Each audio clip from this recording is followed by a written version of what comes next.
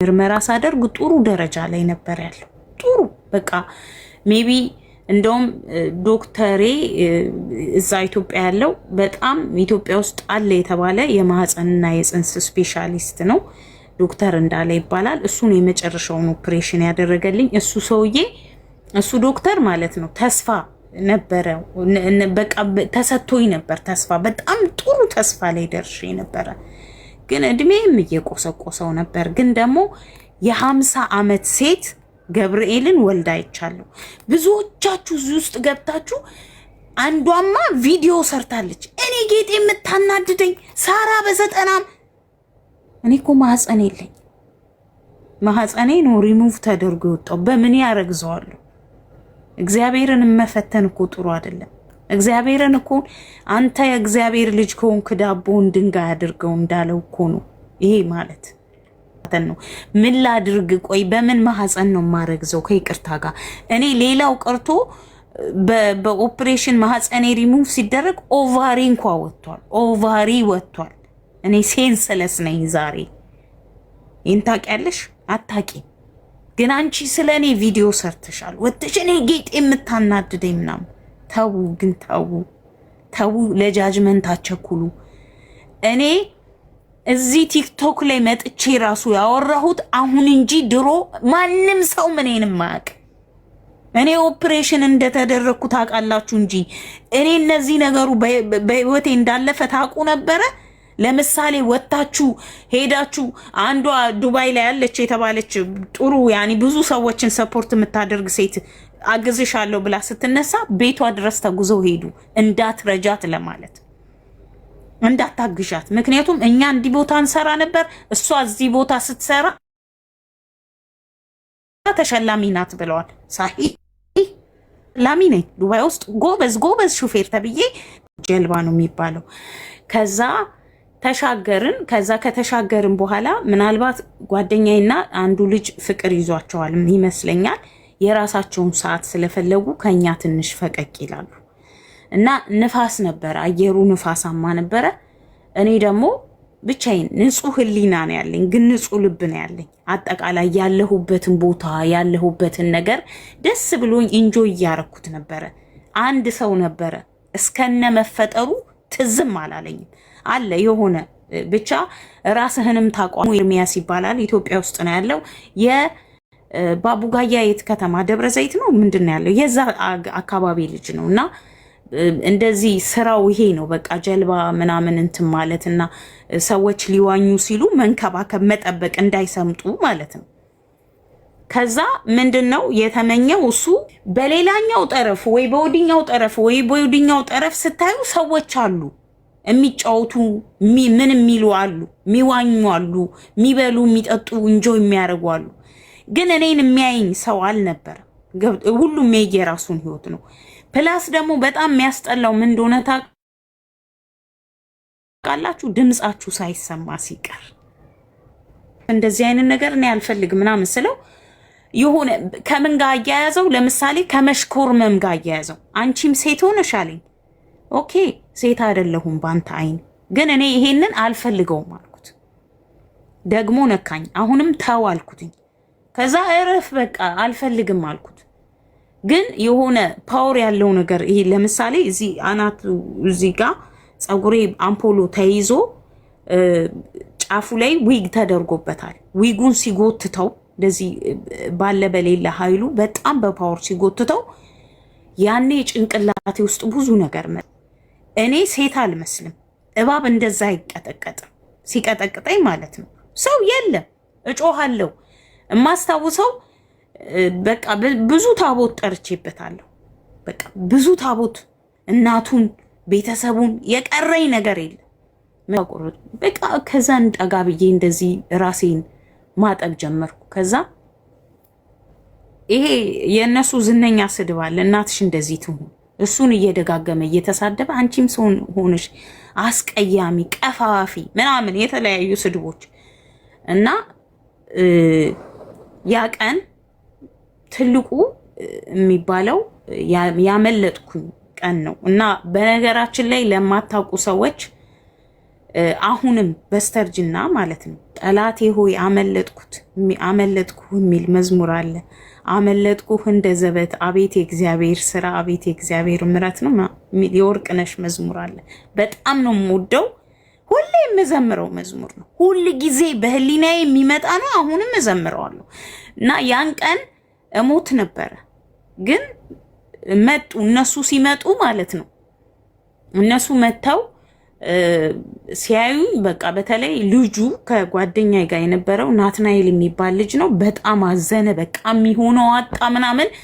ከሱ ጋር ያው የቃላት ንግግር ነው፣ ሌላ ነገር የለም። እና ጓደኛዬ ስትመጣ እኔ ፖሊስ ጋር እንሂድ አልኳት ስላት፣ አንደኛ አለችኝ የብዙ ሴቶች ችግር ይሄ ነው።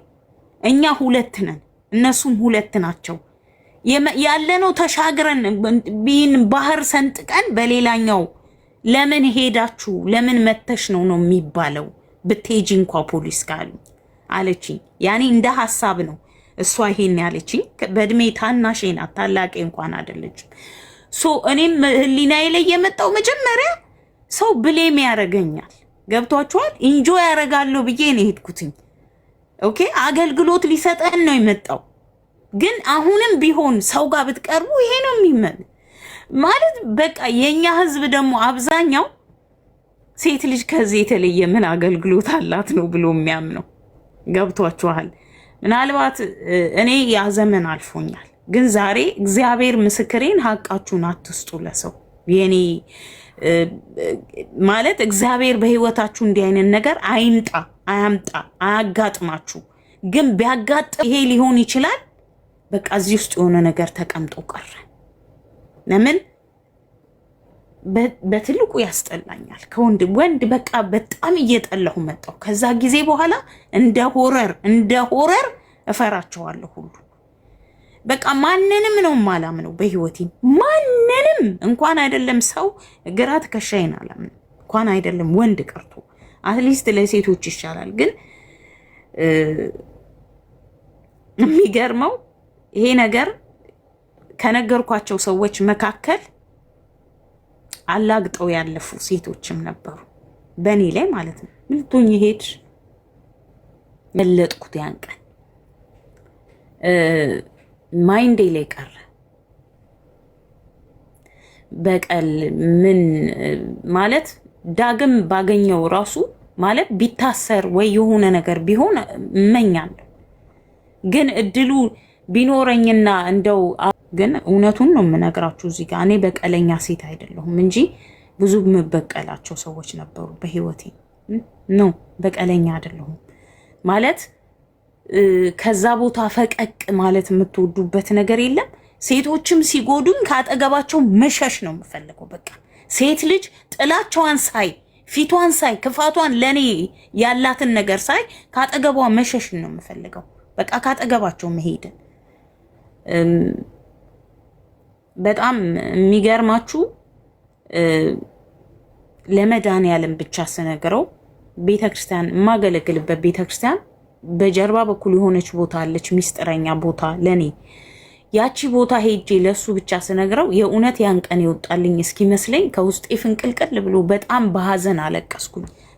ተማርሬ እርግጠኛ ነኝ ምናልባት ማለት ነው እኔ አልነበርኩም፣ እኔ አጠገብህ የለሁም። ግን ይቺ ተከፍለሃለች። ገብርኤልን ማናችሁም ብትሆኑ ሰው አላየንም ብላችሁ በሰው ላይ ወንጀል የምትሰሩ ክፍያችሁን በምድር ላይ ታገኙታላችሁ።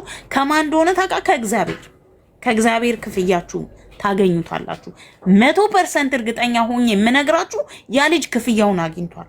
አላየሁትም፣ እኔን አላየኸኝም፣ ግን ዋጋህን ተቀብለሃል። 100% እርግጠኛ ነኝ። አሁንም ቢሆን ማንንም ሰው ገንዘቡን በልታችሁ ክብሩን አሳጥታችሁ ጊዜ አሁንም ድጋሚም እኔ በምድር ላይ ተጎዳው። የሚገርማችሁ በስተርጅና እንኳን በ46 ዓመቴ እንኳን የዛሬ 5 ወር አካባቢ ወጥቼ እርዱኝ ብዬ ስጠይቅ በጣም በሚዘገንን ሁኔታ የካሜራ መጫወቻ አድርገውኝ ስሜ እንዳይሆን ሆኖ ጠፍቶ ባለ ጊዜ ባለ ቦታ ባለ ምናምን ስለሆኑ ብቻ እነሱ ሰዎች ስላጋጠማቸው ሰው ተውት፣ ሚስ አንደርስታንዲንግ እንዳታመጡ።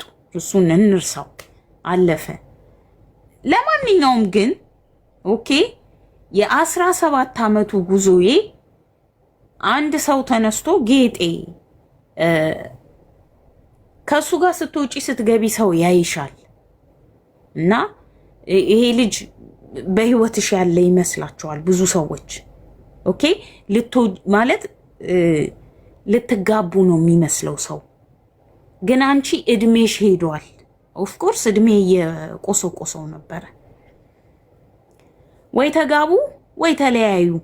ምናልባት እኮ አንቺን ፈልጎ እየመጣ እሷ ከሱ ጋር ናት ብሎ የሚመለስ ሰው አለ እና ጌጤ የሆነ ነገር አድርጊ ያሉ እዛ ያው ይሄንን ያለኝ በእድሜ በጣም የሚያንሰኝ ሆኖ የቤተሰብ የሆነ ወንድሜ የባለቤቱ ወንድም ነው እና ሲነግረኝ በቃ እሺ ብዬ ተነስቼ የሆነ ማታ እናውራ ብዬ ጠራሁት።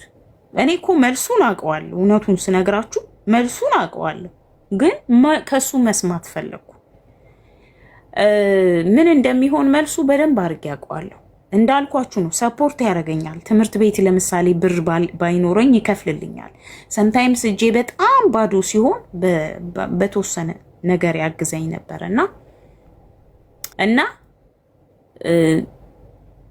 ሄድኩ። ማታ ላይ ተገናኘን። ከዛ በኋላ እኔ እናንተ አንጋባም አልኩት። አለ እኔ እናንተ አንጋባም ወይ? እኔስ ትንሽ ቤትና ትንሽ ደስታ አይኖረኝም? ትንሽ ከሰል ማንደጃ አርገን ወጥ እየሰራን ቡና እያፈላን ያኔ ትንሽዬ ደሳሳ ጎጆ እንደሰው ህይወት አይኖረንም አልኩት። ከዛ የሆነ ሳቀ።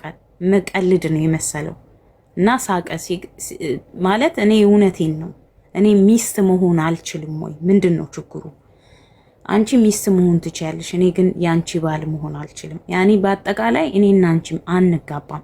አሁን እዚህ ጋር ለምን ያኔ ብዙ መልሶች አሉ። ማለት እኔ በግርድፉ አልወድሽም፣ በግርድፉ አትመችኝም፣ በግርድፉ ከአንቺ ጋር መሆን አልችልም፣ ብዙ ነገር ማለት ይችላል። ግን ኖ በቃ እኔ ያንቺ ባል መሆን አልችልም ማለት። ከዛ በቃ ይሄ ቀን ምናልባት ለኔ በጣም መጥፎ ቀን ነው። ለምን መጥፎ ውሳኔም ነበረ። ከሱ ጋር ብታከክ ይሻለኝ ነበረ። ህይወት የበለጠ እንዲከብደኝ ነው የሆነው። ከዛ በኋላ ሞር ከበደኝ። ላይፍ መቀበል አቃተኝ። ምክንያቱም እኔ በጣም ብዙ ሰው በህይወቴ ገብቶ ወጥቷል። ለምንድን ነው አንዱ እንኳን ቅርም አይለው? ለምንድን ነው የኔ መሄድ የኔ መለየት ወይም ደግሞ እኔ ጋር ሆኖ ሲሄዱ ሲምፕል ይችን የጥፍር ቆሻሻ ያህል ሴንስ የማይሰጣቸው? ለምንድን ነው እኔ ለምንድን ነው ሰው ማይንድ ውስጥ ትዝታ መተው ያልቻልኩት? አንድ ሰው ፈገግታው፣ ጠረኑ፣ ቀልዱ፣ ጨዋታው የሆነ ነገር ሜሞሪያችሁ ውስጥ የሚያስቀምጠው ነው። እኔ ግን እንዴት እንደዚህ ሆንኩኝ ምናምን ብዬ መጥፎ ስሜት ውስጥ ገባው። መጥፎ በዛ ላይ እድሜ ቆስቆሶታል። ነገራችሁ አልችልም። በቃ ከዛ በኋላ እውነት ለመናገር ያው ተስፋ ቆረጥኩ ልበላችሁ። ወደዚህ መጣሁ። ያ ማለት 2014 ነው። እዚህ መጥቼ ከ2014 ጀምራችሁ እስከ 2017 ድረስ ስራ እየሰራሁ ነው። ሹፌር ነኝ። ነገር ግን ሰው በህይወት ያልነበረ እድሜ 34 ዓመት ምናምን ይሆነኛል። ተነስቼ ወደ ኢትዮጵያ ገብቼ ምናምን እዛ ከመግባቴ በፊት የሆነ ሰዓት ላይ መኪና እየነዳው ስልኬን እንደዚህ ይዤ ከስተመር ጭኛለሁ። ሲግናል ላይ ቆሜ እንደዚህ ፌስቡክ ስከፍት እንኳን ተወለድክ ውዱ ባሌ የሚል እዚህ ግንባሩ ላይ ጭንቅላቱ ላይ ተለጥፎ ፖስት ተደርጎ አየሁ። የኔው ጉድ ነው። ሰውየው ለባል ፕሮሰስ እያለ ማለት በጣም ትንሽ ጊዜ ነው ያለፈው። ሲምፕሊ የሚገርማችሁ ነገር ማለት ነው እኔና አንቺ ባልና ሚስት አንሆንም ካለኝ በኋላ ማለት ነው እግዚአብሔር ምስክሬን ነው ምን እንዳለኝ ታውቃላችሁ? እኔ ባገባ እንኳን አለኝ የ80 ሚስት እንኳን ብትኖረኝ በህይወቴ በማንኛውም ሰዓት ላገኛት የምፈልገው አንቺ ነሽ። ያኔ ምንድነኝ ታዲያ? እኔ እሱ የ80 ሚስት እንኳን ቢኖረው በህይወቱ ገብቼ ሊቸገርልኝ ይችላል። ገብርኤልን ቃል በቃል ወርድ ባይ ወርድ ይሄንን ብሎኛል። እኔ ከኪሴ አይደለም ያወጣሁት። ባገባ እንኳን በህይወቴ ትኖሪያለሽ አለኝ። ያኒ እኔ ውሽማው ልሆን ማለት ነው፣ አይኔ እያየ ማለት ነው። ክፉ ከክፉ ንግግሩ ይሄ ነበረ። እኔ ወንድ ተጫውቶብኛል ጢባ ጢቦ ምን አለፋችሁ ታዲያ? ምንድነው እኔ ጥቅሜ ምንድነው በዚህ ዓለም ላይ? ያኒ ለሚመስላችሁ ስመርጥ ለመሰላችሁ ሰዎች ስትመርጥ አሁን እውነት በ20 ዓመትሽ የሚጠይቅሽ ሰው አተሽ ነው አንቺ ብለሽ የለም። አልጠየቁኝም፣ ማንም አልጠየቀኝ የለም። እንደ ህጉ እናቴ የሆነ ሰዓት ነፍሷን ይማረውና በጣም የሚያስቅ ነገር ተናገረች። የሆነ ወንዝ ነበረኛ አካባቢ የሆነ ወንዝ ምንድን ነበር የወንዙን ስም ምንጭ አለ እዛ ጋር ድቡልቂኝ ይባል ምን ይባል ብቻ ስሙን ረስቸዋለሁ። እዛ ወንዝ ጋር ይሄዱና ሴቶች ራችን ላይ እናቴ ደግሞ ማለት ነው የሆነ ሰዓት እንዲህ አለች፣ የሰውን ሴት እዛ ያ ድቡልቂኝ ያነሳለት እንደው የኔ ልጆች ማን ይሆን የሚያነሳቸው አለች። ለምን የሰው ሰርግ እየበላሁ እኔ ሰርግ መደገስ አልቻልኩም የሚለው ነገር በጣም ብዙ እናቶችን ይከነከናቸዋል። ይሄን ነገር አትርሱ። እንዳለ ሆኖ ማለት ነው ገብተሻል። እሺ ማሪ ሙት ከጀርባ ሆኖ ችግር የለውም ከጀርባሽ ነው ማለት እኔ ልነግራችሁ የፈለኩት ማለት ነው። አንዳንድ እናቶች እናንተ ቤት ውስጥ እንዳትቀመጡ አይደለም የሚፈልጉት የእናንተን ልጅ ማየት ወይም እነኚህ ነገሮች እንዳሉ ሆኖ ሰርግ በልቼ እንዴት ውለታ አልመልስም የሚለውም ይይዛቸዋል። እና ከቃል ይሄንን ብላለች፣ የሰውን ሴት ይሄኛው ወንዝ አነሳለት ብላለች። እና ከተወሰነ ጊዜ በኋላ እውነት ለመናገር ታላቅ እህቴ ማግብታለች፣ ወንድሜ ማግብቷል። እኔ አረብ ሀገር እያለሁ ታናሽ እህቴ ማግብታለች። ሁሉም አግብተዋል። ሁሉም የልጆች እናት የልጆች አባት መሆን ችለዋል። እናቴ በየመሃሉ በገባው ቁጥር ልጅ ስጭኝና ሂጂ እኔ ያሳድጋለሁ አለች።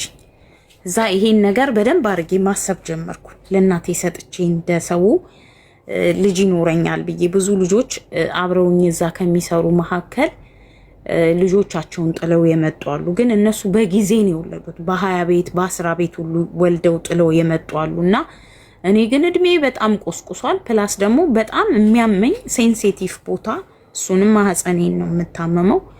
በጣም ያመኝ በእጢም ደም በጣም ይፈሰኝ ነበር። በጣም ነበረ ደም የሚፈሰኝ ያለ ማቋረጥ ከወር እስከ ወር በቃ ስታዩ ሁሌም ነጭ እስከሆን ድረስ ደም ይፈሰኝ ነበርና የሆነ መድኃኒት እንትን ጥገኛ ሆኜ የቀረው ፖንስታን የሚባል መድኃኒት ጥገኛ ሆንኩኝ።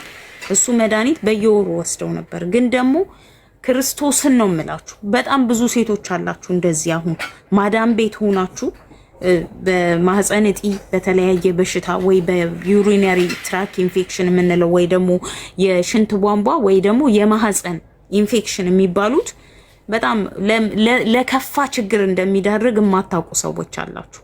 ለከፋ ለአሰቃቂ ችግር ይዳርጋል ካልተጠነቀቃችሁበት። ማህፀናችሁ ከታመመ በተለይ ልጆቹ ልጅቷ ወደዚህ እንዳትመጣ እንደው በመድኃኔዓለም እንዳትመጣ። በጣም ከባድ ነው። ክርስቶስን ነው የምላችሁ። ቢኬርፉል ማህፀናችሁ ከሆነ የሚያማችሁ ምንም አይነት ጊዜ ሳታባክኑ ሩጡ ወደ ሆስፒታል። አሁን እያየሁሽ ነው። እኔ ስለዚህ ነገር ሳወራ ራሱ ካንዴም 2-3 ዶክተሮች አዘግተውብኛል። እነሱ ለቢዝነስ ብለው ስለሚሰሩት ገብታችሁ ጥያቄ ጠይቋቸው።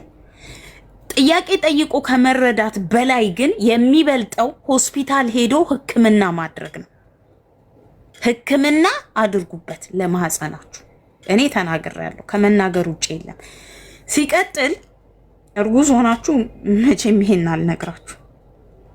አቦርሽን ያደረጋት ልጅ ባይኔ አይቻለሁ። እቃ ተሸክማ አልጋ ተሸክማ ወደዚህ ወደዛ ታረጋለች። እርጉዝ ሆና እዚህ አይደለም እዛ ኢትዮጵያ ሆና ማለት ነው። አንዲት ልጅና አንድ ቻንስ የነበራትን አጣችሁ። አንድ ቻንስ አርግዛ ያኔ ወረደ። ወደፊት ሊመጣ ይችላል ግን እንደው በጣም በደስታ የፈነጠዘችበት ልጇን አጣችሁ። ምንም አይነት ስራ ቢያንስ ማለት ነው 4 ወር እስኪያልፋችሁ፣ እሱም እድሜያችሁ ገና ከሆነ እድሜያችሁ ከቆሰቆሰው ደግሞ አትስሩ። ወክ አርጉ። በቃ ወክ ነው የሚፈቀደው ያው ለመውለድ አመጦ ለመውለድ እንጂ አሁን ማህፀን የሚባለው ሴንሲቲቭ ቦታ ነው ታውቃላችሁ። የግዴታ ጥንቃቄ ይፈልጋል በብዙ ነገር፣ በጣም በብዙ ነገር። አብዛኛዎቻችን ግን ጤነኛ ስለሆንን ምንታመም የማይመስለናለን እና እኔ አልተጠነቀቅኩም። ስላልተጠነቀቅኩ ነው። ገብቷችኋል? ስላልተጠነቀቅኩ ነው። አንድ በስራ ከዛ በኋላ ከታመምኩ በኋላ የሰጠሁት ብሬክ ረጅም ጊዜ በእርግጥ ሄጃለሁ አልኳችሁ። ለመጀመሪያ ጊዜ ሲሄድ ባክቴሪያ ፖዚቲቭ ይላል እና የማህፀን ኢንፌክሽን አለብሽ። ባክቴሪያ ፖዚቲቭ ማለት የምንቀመጥበት ለሽንት ብለን የምንቀመጥበት ቦታ ራሱ እንትን አለው። ብዙ ጊዜ ስትቀመጡ በሳሙና ጥረጉት ይባላል። ፕላስ ደግሞ ማህፀናችሁን በውሃ ትታጠቡት ይባላል። ታውቃላችሁ፣ በውሃና በሳሙና ምናምን ማስነካት አይፈቀድም። ማለት በቃ ሳሙና ከማስነካት በንጹህ ነገር አርጋችሁ መጥረግ። በጣም ይሁን አይኑ ያ ቦታ በጣም ሴንሲቲቭ፣ በጣም እጅግ በጣም ሆስፒታል ተሯሩጣችሁ ሂዱ። በቃ ይሄ ግዴታ ነው። እኔ ይሄንን ነው ልላችሁ የምችለው። ከዛ ግን እኔ ዋጋ ከፈልኩበት። እኔ ዋጋ ከፈልኩ። ኦኬ ስር ሰዶ ነበረ እጢው። በቃ ምን ልበላችሁ። እኔ በእርግጥ ሲጀመር ያኔ መክቱብ ማመን ነው መህሩብ ይላል አረብ ሲናገር፣ የተጻፈን ነገር ማምለጥ አይቻልም። ተተብትቤ ነበረ። መተብተብ ታውቃላችሁ። ዶክተር ምኑን ከምኑ ልለየው የሚል አይነት ተተብትቤ ነበር። ውስጥ ማህፀኔ የሚሰቀጥጥ መተብተብ ተተብትቧል። በሺ የሚቆጠሩ እጢዎች ነበሩበት።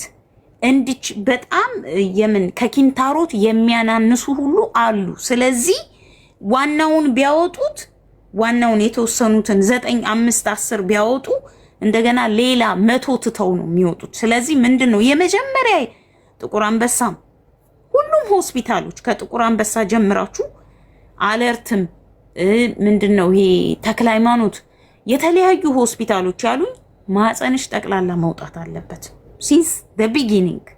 ምክንያቱም እነሱ ያውቁታል። እኔ ደግሞ እምቢ አልኩ። እንደዚህ ዋጋ እንደምከፍልም አላወቅኩ።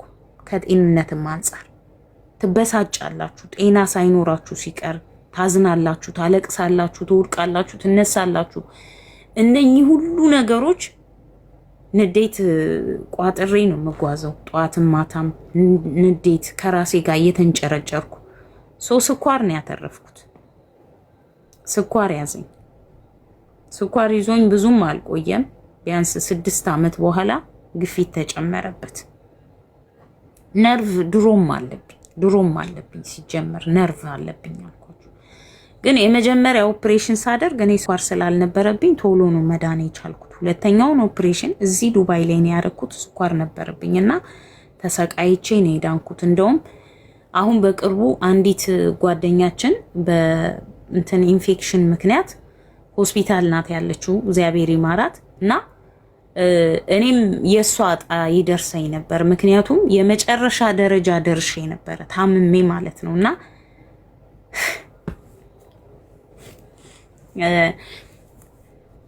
ማለት በጣም እግዚአብሔርን ይከብድ ነበር። ብቻ ያው እሱን ኦፕሬሽን ከዳንኩ በኋላ አንድ ውሳኔ ላይ ደረስኩኝ ማለት ነው። ገንዘብ ሴቭ ማድረግ ጀመርኩ። በቃ ማለት መውለድ ፈለኩ። መውለድ ማለት ያኔ ከተገኘው ሰው ልወልድ ማለት ነው። እንደዚህ ማለት ባል አልፈልግም፣ ባልም አላገኝም ብፈልግ ራሱ ሰው ግን አንድ ቀን መቼም ማንም አለ የተባለውን ሸበላ ማጋደም አይከብድም ሴት ስለሆንኩኝ። ባል ወንድ እዚህ ድረስ ሞልቷል። ለአንድ ቀን አዳር ለትዳር እና ለቁም ነገር መጀመሪያ የሴትነት ክብራችንን የሚያይ ወንድ ያስፈልጋል። ይሄን ውሳኔ ወሰንኩ። ወላ አንድ ሰው የለም በህይወቴ ይሄ ነው ሹክ ምለው ማርያምን። ምክንያቱም ይሄ ነገር ኢቭን ዩዥዋሊ እንደዚህ ከናንተ ጋር ሲወራ ይገርማል። ዝም ብዬ እንደዚህ ዲሳይድ ዳርኩ ለራሴ። ገንዘብ ማስቀመጥ ጀመርኩኝ። በወር ከማገኘው ምናልባት የቤት ክራይ ብቻ ከፍዬ ከዛ በኋላ ሴቭ ማድረግ ጀመርኩኝ ገንዘብ። አናገርኩ ብዙ ሆስፒታሎችን። የመጨረሻ የሆነ ሆስፒታል ለጢፋ ሆስፒታል ምን አሉኝ፣ ኬርላ ሂጂ ተባልኩ። ኬርላ ሀገር ብትሄጂ በትክክል ሶሉሽን ታገኛለሽ አሉ። ከዛ በቃ ኬርላ እንዴት ሊሄድ? ኬርላ ማለት የህንድ ከተማ ነው። የሆነ ከከተማዎቻቸው መካከል በጣም በሕክምና የተራቀቁ ዶክተሮች አሉ። እና ሴትዮዋ እዚህ ሕክምናውን ሰጥሻለሁ፣ ዋጋው ውድ ነው፣ ይሄን ያህል ይፈጃል፣ በውስጥሽ በእቺ ቪ ቅርጽ ናት ማህፀናችን። ይቺ የወንድ ልጅ ስፐርም ሴክስ ሲደረግና ሰውየው ኢጃኩሌት ሲያደርግ ወይም ደግሞ ስፐርሙ በሚረጭበት ሰዓት የሚሄድባት መንገድ አለች። ቀጭን የዚህን ያህል የዚህን ገመድ ያህል ቀጭን ናት ቦታዋ። ምናልባት የምትቆረጥ የምትቀደድ አይደለች። ያቺን በመድኃኒት ገፍተው ማውጣት ነው ፕላናቸው።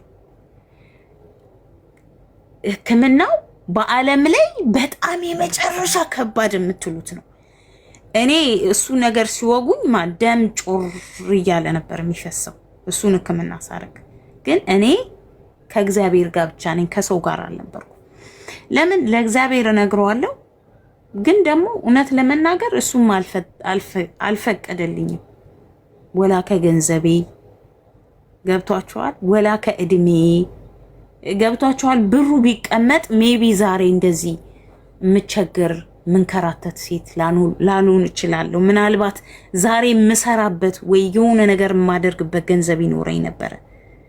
በአደባባይ ላይ ወጥተው ከኛ እኩል ሰርታ ዛሬ አታ የምትለምነው እሷ ሌላ እንትን ኖሯት ነው እንጂ እንዴት ብለው የሚናገሩ ድሮ እኔን በትክክል ውስጤን የማያውቁ ማለት እግዚአብሔር ግን ያቀኛል። የሚገርማችሁ እኔ ላይ